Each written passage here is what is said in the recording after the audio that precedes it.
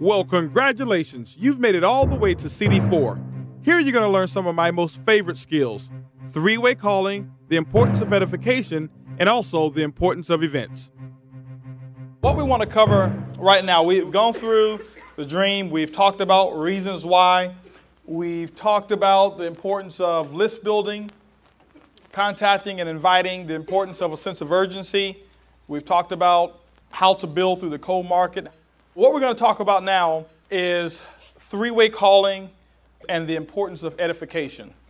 This one here, guys, is so important. I want you to understand the importance of this tool. Remember what we talked about. Tools are just nothing more than systems or mechanisms that make doing your job a whole lot easier and simpler. Three-way calling, in my opinion, is one of the most important tools in network marketing. I think it's the most underutilized tool in network marketing as well.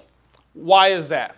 Is because we have a system of education and most people have not gotten that education and they don't understand the importance of it. So what I want to do here is I want you to pay close attention to this one here. Because if you want to really skyrocket your business, if you want to start building a massive organization, guys, learn how to do three-way calls and learn how to teach your people how to do three-way calls. Teach your people how to do three-way calls, and I'll tell you, you will make an absolute fortune. There's several different methods of exposure that we have in the business.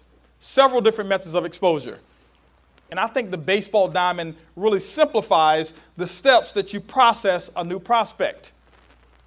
We have several different modes of exposure. We have executive lunches, you have business briefings, you have one-on-ones, you have two-on-ones, you have conference calls, you have a sizzle line, you have PBRs, you have several different modes of exposing the business. You can do 3-foot rule, you can do tape handout.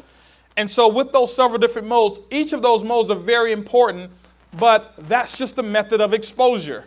That's only the method of exposure. So we talk about the zones as well. The white zone is what?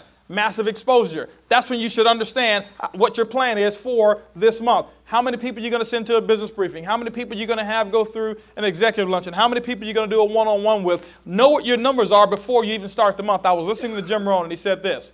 He said, when should you start your week? As soon as it's finished. To go out and try to start building a week before you've designed it is kind of crazy. What if they start building this hotel before they had it finished up here? Wouldn't work. You follow what I'm saying? So have a purpose. Be on purpose. There's no success by accident. And so understanding this three-way calling is going to be very important to your success in the business. Now, I'm not going to go through the entire warm market training. You've had that before, but I want you to understand something here. You've got your prospects up here, and what your goal is to swing. Your goal is to swing. That's just the sifting and sorting that we're talking about. You sifted and sorted. You got them to first base, and that was to get them to one of these events. Here is the sifting and sorting process. This is what we talked about when you first start building a list and your invite, your approach, contacting and inviting. You've gotten them to one particular event, whether it's a business briefing, whatever it is, any method of exposure. That's first base. That's important. But the key thing is this here. You're trying to get a score. Your goal is to score. Once you've got them here, once you've gone ahead and swung, your goal is to get them to first base and to get them to second base. Sometimes they go all the way from second base and they'll come in and score. Sometimes you have to get them to third base. Well, how do you get them to other bases? It's what we call BAM FAM. BAM FAM. BAMFAM. Book a meeting from a meeting. You book a meeting from a meeting. Well, guess what? A three-way call is a meeting. In my opinion, it's one of the most important meetings that you can have in network marketing. Because now this is when you're going to start passing the buck. You're going to start passing on and allow somebody else who has the credibility to use their credibility to close your prospects.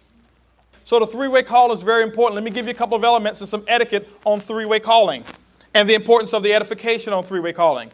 First of all, when you're doing a three-way, you want to make sure, if at all possible, you set up a time with your upline to do a three-way. If at all possible, set up a time. Now, sometimes you just may be at the spur of the moment. You have a prospect, a hot prospect. You haven't set up a time. You know that you need to bam fam, and getting them on the phone with your upline leader. If you may need to get them on the phone with Derwin, get them on the phone with Regina or Ed or whoever it is that you may need to get them on the phone with right away, and you may not have an appointment. That's okay. Try to have an appointment. That way, we don't have to rush. And that way, you don't have to not have your upline be available. So what you're going to do is get them to set up a time. The second thing that you want to do is just make sure that you be on time.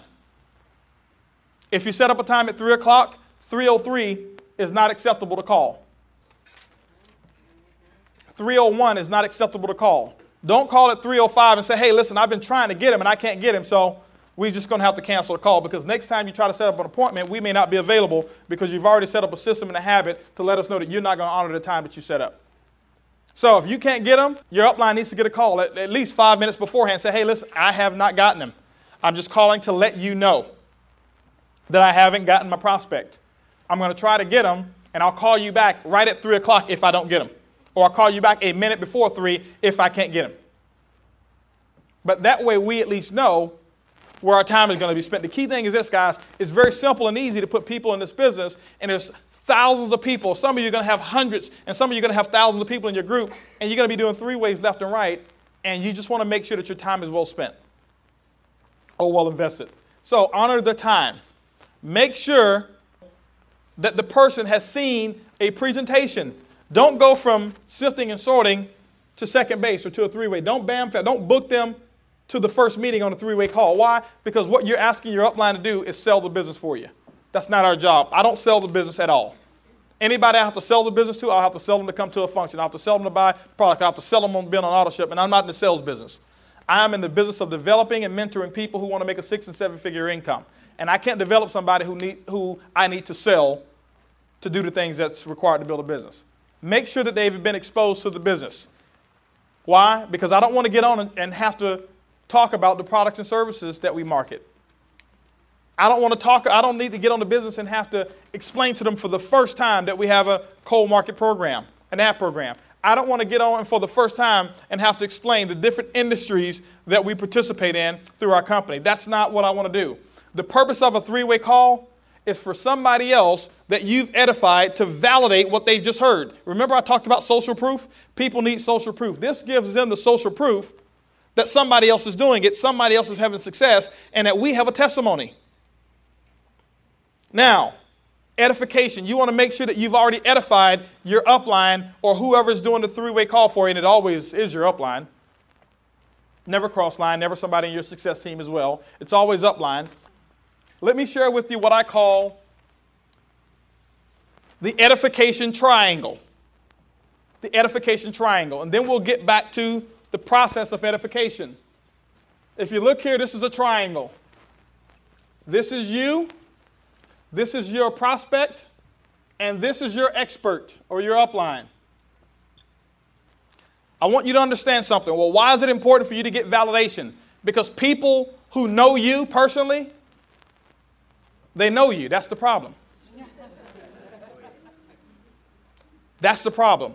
You can't beat your own chest. You can't tell them how great you are, but guess what? Somebody else that you edified, they can. And we can make you look like a hero, but you can't do it yourself. Vice versa. You can make me look like a hero to that person. I can't get on the phone and talk about how great I am. I can't talk about the money I've made. I can't talk about all of those things, but you can do it for me. That's very important, guys. The edification is incredible. This is the key thing here. The people that you know will listen to somebody that they don't know before they'll listen to you. That's people. If you understand people, you'll make money. So between you and your prospect, there's what we call trust. They do trust you. They know that you'll never do anything illegal, immoral, or unethical. They have trust for you. I want you to understand this edification triangle. There's trust. Between you and your prospect, there is trust, but there is no respect.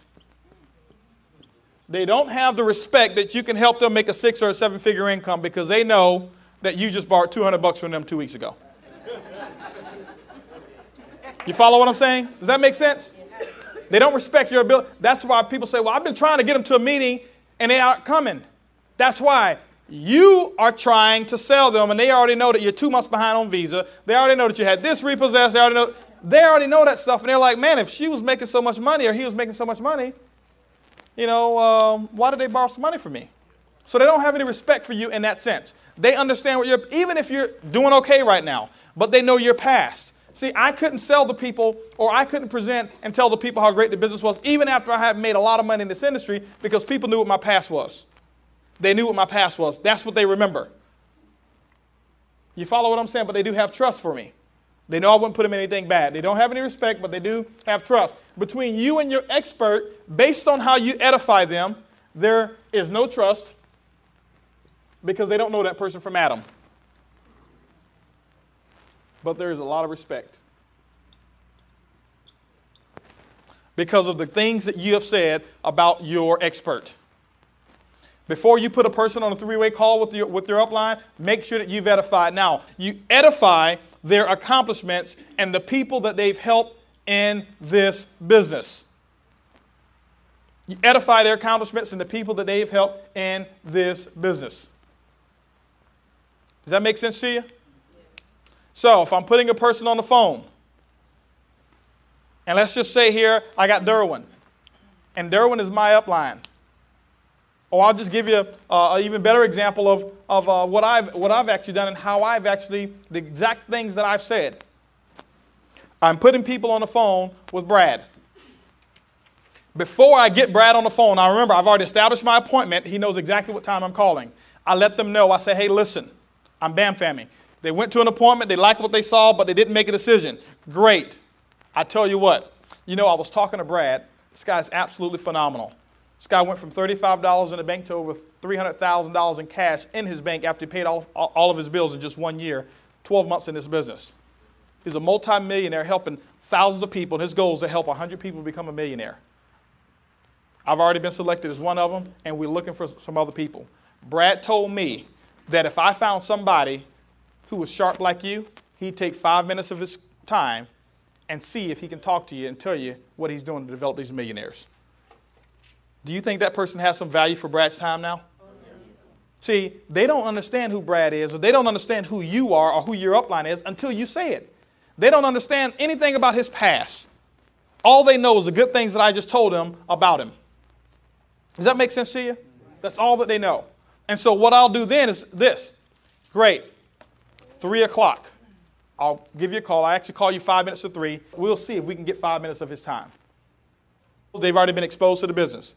And so now what happens is this.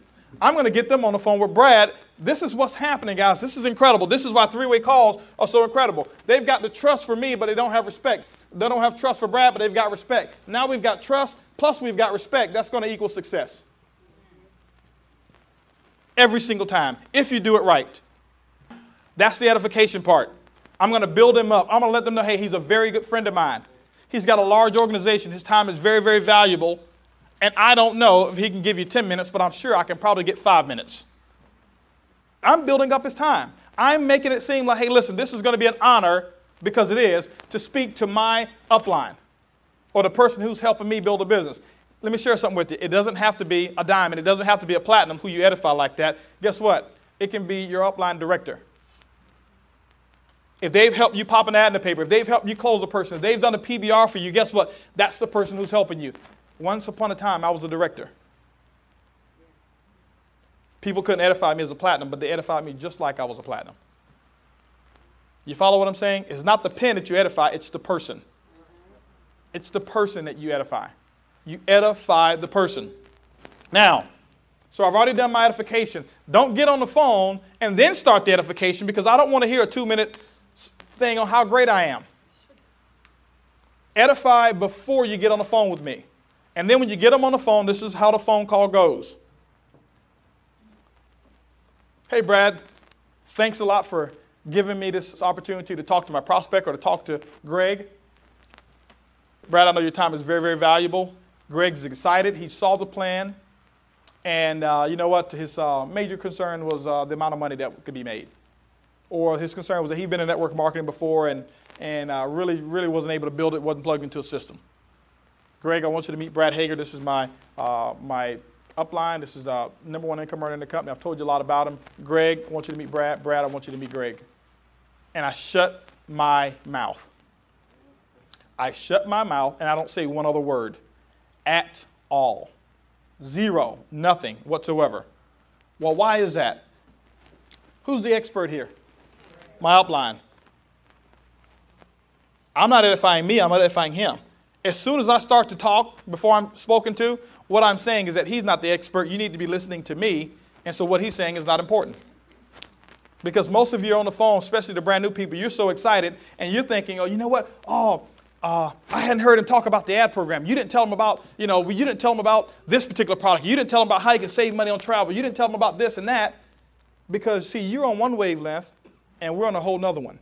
That's why you always do 3 waves with somebody who's plugged into the system who understands people. Because, see, because we understand people, we know what motivates them, and that's why we get paid the big bucks, because we've learned the art of dealing with people. There's certain things I may say to a Bobby that I may not say to Wendy. There's certain things I may say to Wendy that I may not say to Regina. Certain things I'll say to Kenneth that I may not say to Brina, or I may not say to Shanita. Because I'm there listening. See, the 3-way call is not about saying the right things. It's about listening. It's about listening and getting them to sell themselves. You've already done the edification. I'm not going to get on there and sell the business to them. So as soon as you talk, this is what happens here, guys. I want to just give you kind of an ironclad rule. This may seem kind of harsh, but after you do it a couple times, you'll understand how important it is. As soon as you start talking, the first time after we get off the 3-way, I'll let you know, give you a little bit of coaching. Second time you start talking, I hang up the telephone. I'll let you continue the conversation yourself. Hey, listen, I got a call I got to catch. I'll talk with y'all later. And I'll let you finish. I've done it a couple times. Guess what? The people have never, ever, ever come back and start talking again. Guys, that's very, very important. Don't start buying it back. This person is the expert. That means that they understand the business. You've edified them. They have respect for them. They don't have respect for you. So anything that you say is not respected. This is very important, guys. This is the edification and communication triangle when it comes to doing a 3-way call. Your upline typically will ask for the check on that 3-way call. We're going to ask for the check. Should we not get the check? Guess what we're going to do? Bam, fam. Bam, fam. Book a meeting from a meeting. They don't make a decision when they're on the phone with me? Great. Well, I'll tell you what, Willie. I understand that you had those concerns and you need to speak it over with your wife. Listen, why don't you do this here? Saturday morning, I'm having a training session. Why don't you come and get these questions answered? Because you know what? I want you to understand our orientation program. Saturday morning, 10 o'clock. Let me ask you a question, Willie. What do you have going on at Saturday that's going to put 6 or 7 figures in your pocket? See, I don't ask him, can he come?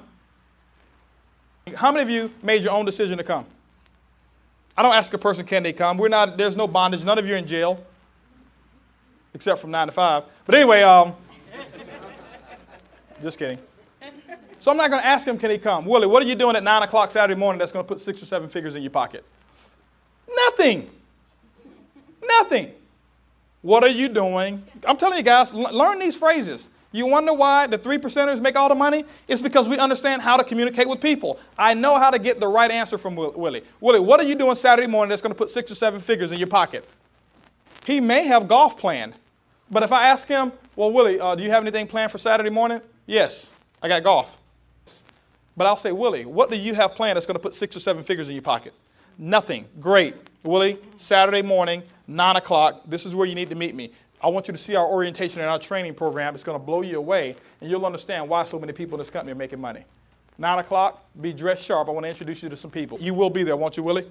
Willie, you will be there, won't you? He says, you bet. He's writing it down.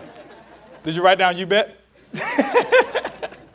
So I'm bam-famming, if you follow me. Okay? Now, once you've bam-fammed, you keep bam-famming until you get them to home plate. See, guys, I'll tell you, it's a process. It's like an assembly line. It's an assembly line.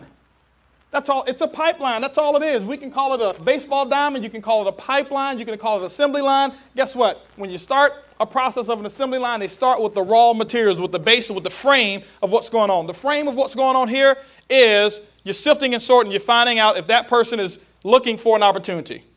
This is where you're looking to collect a decision on whether or not they will get on your assembly line. Once you do that, you put the first part on them, and that's the opportunity. You let them get exposed to the opportunity through some method or fashion. So that means that they started from here on the assembly line, they moved over to here. Now, if they didn't make a decision there, what's going to happen is they're going to move further along down the assembly line, and they're going to get bam fam to a three-way call. They don't make a decision there, we're going to bam fam them again, maybe to another three-way call, even on the higher up line. You follow what I'm saying? Don't start out with me. Most of you think, well, you know what? I need to get Holton to do my three-ways. No. I was doing three-ways when I was a director closing people. Has nothing to do with the pen. Do three-ways with your plugged-in upline who understands our system. That's who you do three-ways with. Why? Because, see, guess what? If you passed up Bobby and you went straight to me, or if you passed up me and you went straight to Brad, guess what? They may need another three-way call. Who are they going to do it with? Nobody. So you start down here, and then you start working your way up. You know what they see? Man, there is a chain of people that I have access to who understands this business, and each person I talk to made more money and more money and more money. And then they start to see that they have access to that as well. So if they don't get in there, guess what? We bam fam them to a training. They don't get there, we bam fam them to a meeting. Guess what? I didn't make a decision on the phone when I first talked to Brad. Guess what he did? He understood. He bam fammed me to the very next meeting, which was that same day, and I was 1,000 miles away, and that was a $600 plane ticket, a couple $100 a night for a hotel, and I had 4 hours to make a decision. But what if he was some inexperienced rookie scared to ask me, what am I doing to make a 6-figure, 7-figure income in the next 4 hours? I wouldn't be in the business today. I guarantee you, if I would have waited till he came to Dallas, it would have never happened. The be-back bus never comes back. The be-back bus never comes back.